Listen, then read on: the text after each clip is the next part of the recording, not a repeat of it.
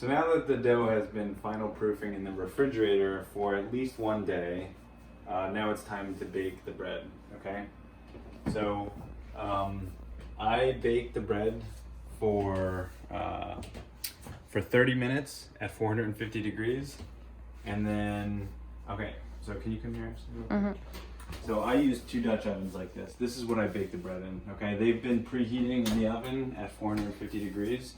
And what I do is I bake the bread in the Dutch ovens with the lid on at 450 degrees for 30 minutes. After the 30 minutes are done, I take the lid off and then I drop the temperature to 435 and cook them for another 20 minutes, okay? So getting the Dutch ovens into, can you move over a little bit? Getting the Dutch ovens into, or getting the bread into the Dutch ovens, there's a couple of things that we have to do. Okay, so these are preheated Dutch ovens here. If you're making 2 loaves but only have 1 Dutch oven, then you'll just have to do them sequentially instead of in parallel. Okay, so these are very hot and they're out here. And what I do is I cook the bread in the Dutch oven on parchment paper. Make sure you have parchment paper that's wide enough and also rated at a certain temperature. A lot of parchment papers are rated at 425 degrees to be safely in the oven. But like I mentioned, the oven is at 450 degrees. So that should be a consideration with the parchment paper that you decide to use. So what we're going to do here now is I'm just going to flip the bread on the parchment paper and then I'm going to score the bread, as you'll see.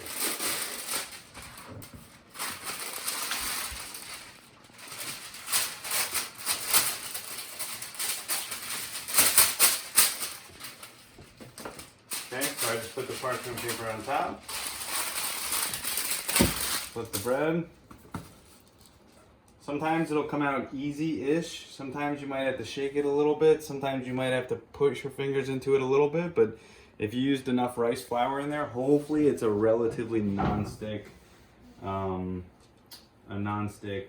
process to get that out. So now what I'm going to do is I'm going to score the bread, and the reason that I score the bread is for 2 things. It looks nice, but the more important reason is we have a highly tensioned bread right now. And what we want to do is we want to break that tension now finally so that it rises in the oven with a lot less resistance. So you can use a super sharp knife, but I recommend that you get what's called a bread lame. And a bread lame is basically just this tool here that holds a very sharp blade, and it allows you to easily do this. Some people get really fancy with the designs they do, but all I do is I do an X. And I like to go at an angle and I like to go fairly deep to really allow that bread to rise well.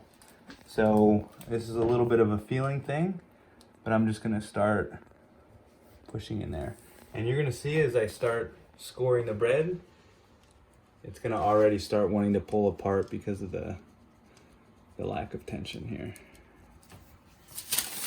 And I just turn it 90 degrees, do the other side of the X. You can see how the bread's already starting to fall apart. That's fine, and that is expected.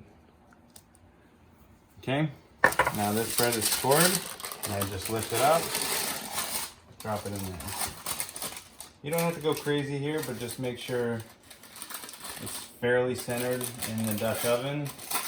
I personally don't like paper hanging over. Okay. And now I'm going to do the second loaf.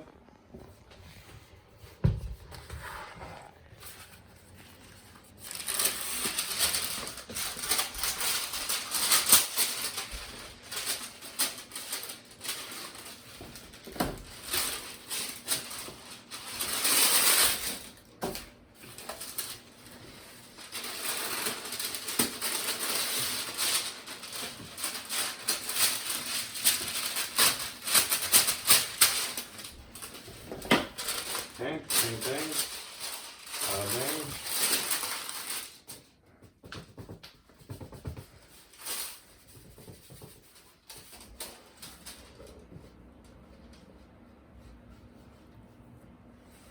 That one stuck a little bit more. It can happen. but I've personally never had it stick to a point where it's a big problem. Okay, now I'll score this real quick.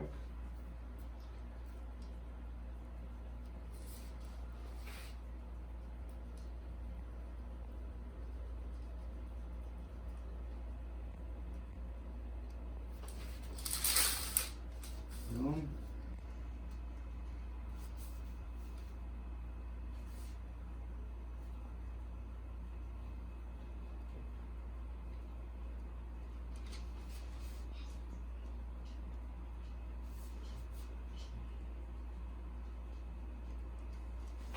Okay, that's screwed. I'm gonna take the second loaf and drop it in. Okay, and now we're done. I'm gonna fully seat the Dutch oven lids on the bread. Throw them in the oven.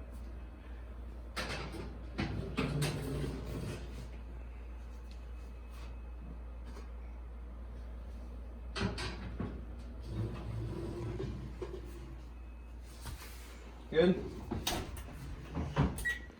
30 minutes at 450. Where do you put the grill in the oven?